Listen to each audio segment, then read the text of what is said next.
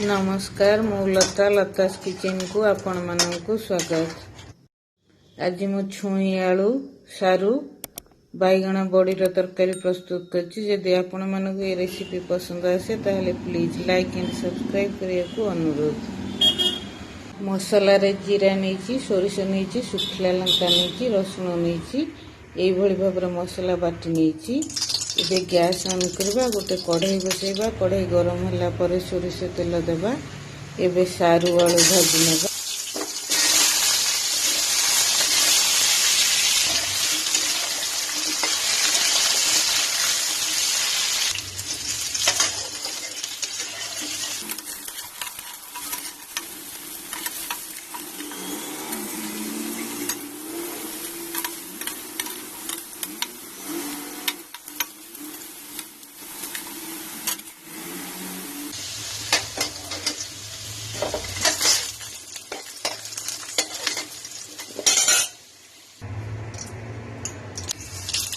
एबे सेई कढ़ाई रे आउ टिके सोरिष तेल दबा।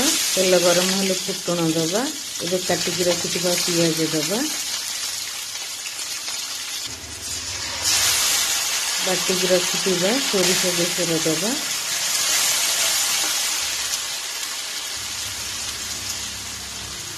हळदी गुंड दबा, लंका गुंड दबा।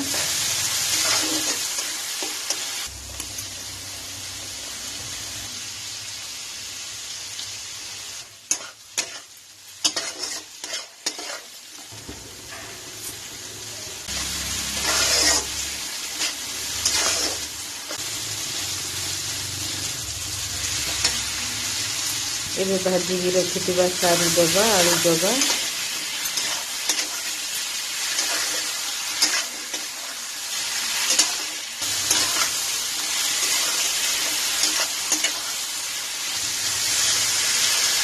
आवश्यक अनुसार पानी दबा। ढांकुणी घोड़े 5 मिनट पर्यंत हाई फ्लेम रे रांधि नबा।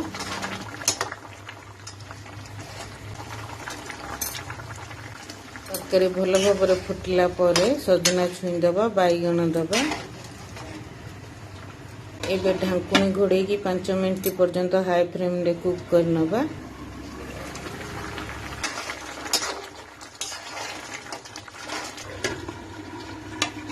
तरकारी भल भाव फुटी गला परे ढांकुणी घोड़े 5 रु 7 मिनट पर्यंत कम आंच रे रांधि नबा।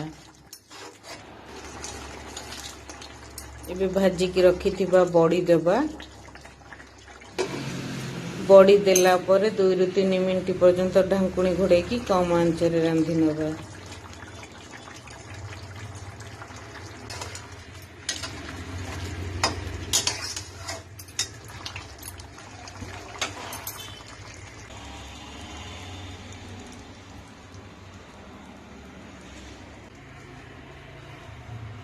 एबे गैस बंद कर दबा।